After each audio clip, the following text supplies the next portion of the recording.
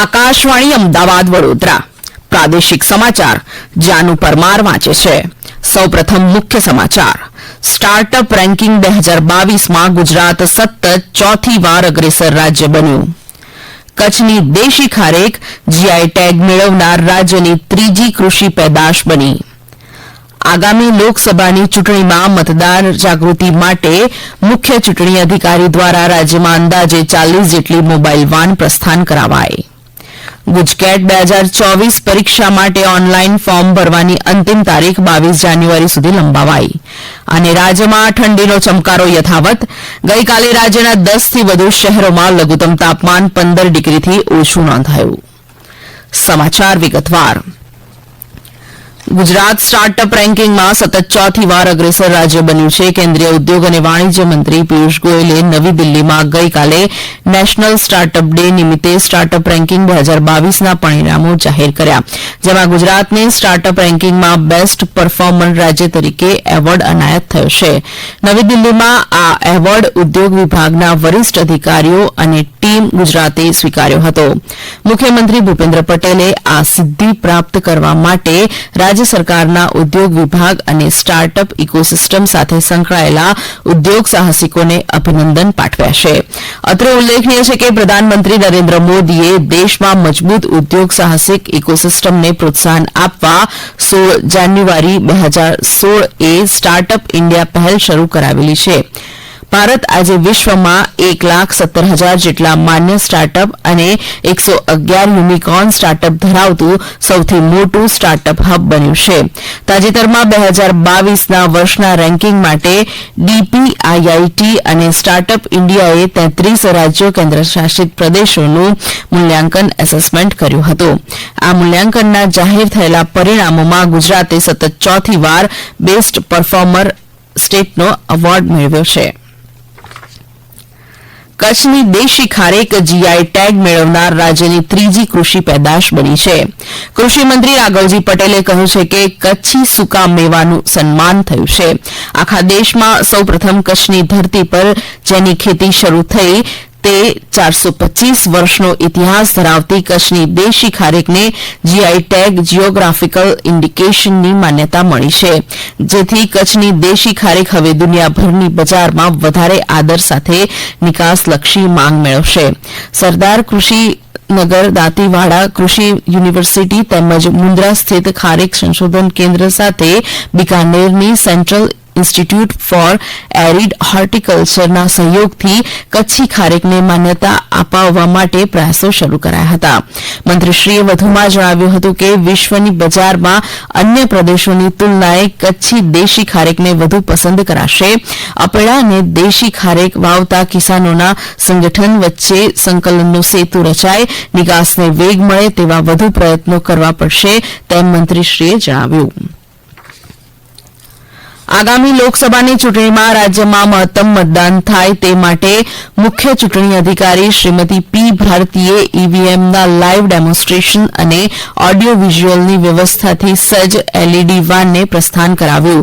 રાજ્યભરમાં 40 જેટલી જાગૃતિ વાન દ્વારા નિશ્ચિત રૂટ પર ઈવીએમના લાઇવ ડેમોન્સ્ટ્રેશનની સાથે સાથે મતદારોને પોતાના મતાધિકારના ઉપયોગ અંગે પ્રેરિત કરાશે.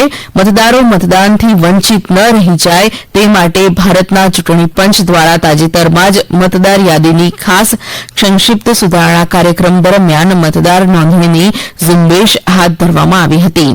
રાજ્યભરમાં ફાળવવામાં આવેલી કુલ 40 એલઈડી વાન દ્વારા વિવિધ જિલ્લાના દૂધ મંડળી અને ગામના ચોરા જેવા ગ્રામ્ય વિસ્તાર તથા કોલેજ યુનિવર્સિટી કેમ્પસ, જીઆઈડીસી વિસ્તાર અને બગીચા જેવા શહેરી વિસ્તારોમાં મતદાન જાગૃતિ કાર્યક્રમ હાથ ધરવામાં આવશે.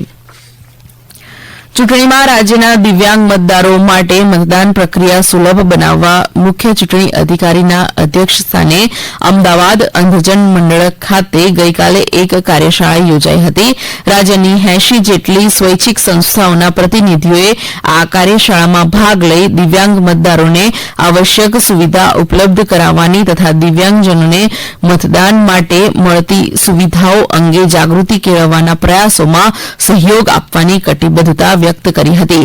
આ પ્રસંગે મુખ્ય ચૂંટણી અધિકારી પી ભારતીએ 40%થી વધુ દિવ્યાંગતા ધરાવતા મતદારોને સક્ષમ એપ પર નોંધણી કરાવવા અનુરોધ કર્યો, જેથી ચૂંટણી તંત્ર દ્વારા આ દિવ્યાંગજનોને મતદાન સમયે વ્હીલચેર, સ્વયંસેવક, બ્રેલ લિપિ માર્કિંગ, હોમ વોટિંગ જેવી વિવિધ સુવિધાઓ ઉપલબ્ધ કરાવી શકાય.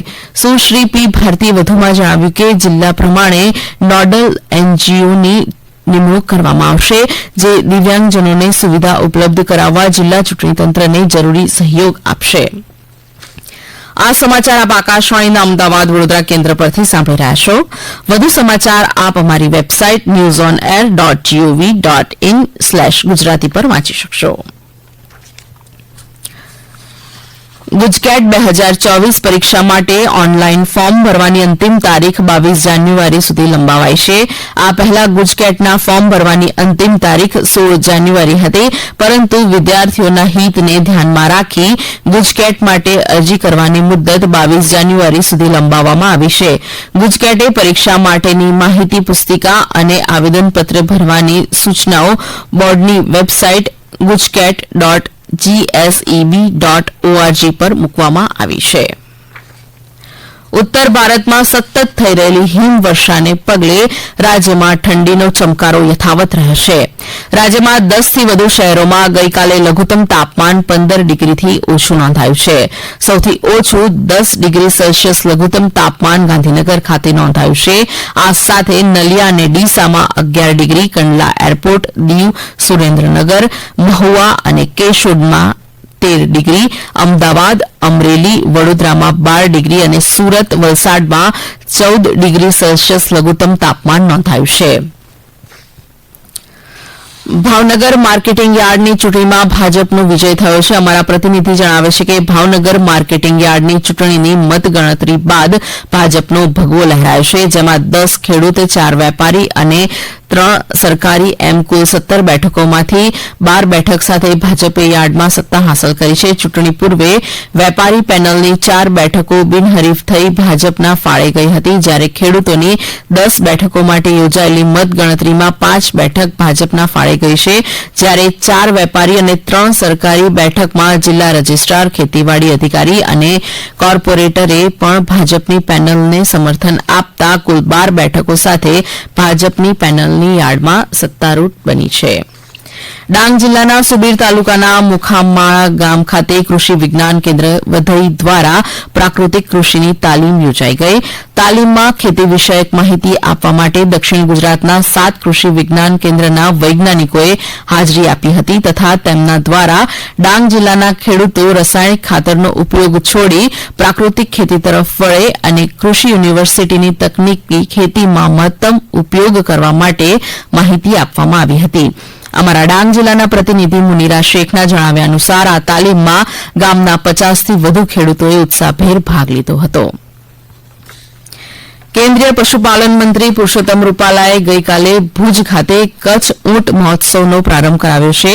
આ પ્રસંગે બોલતા મંત્રીશ્રીએ કહ્યું કે વર્ષ 2024ને આંતરરાષ્ટ્રીય ઊંટ વર્ષ જાહેર કરાયું તે ગર્વની વાત છે. તેમણે કહ્યું કે આવનાર સમયમાં ડેરી માધ્યમથી બકરી ઘેટાના દૂધ ખરીદાય તેવા પ્રયાસો સરકાર દ્વારા કરાઈ રહ્યા છે.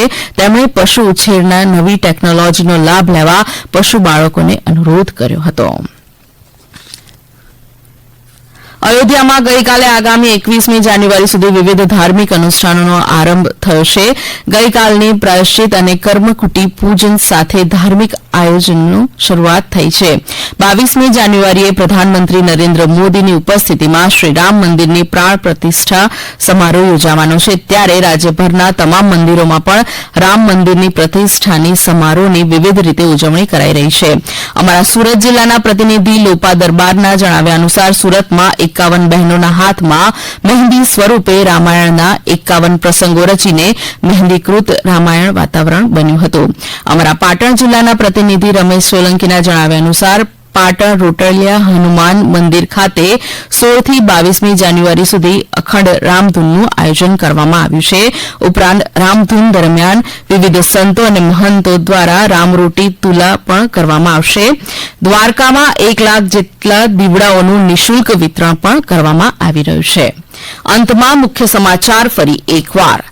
સ્ટાર્ટઅપ રેન્કિંગ 2022માં ગુજરાત સતત ચોથી વાર અગ્રેસર રાજ્ય બન્યું.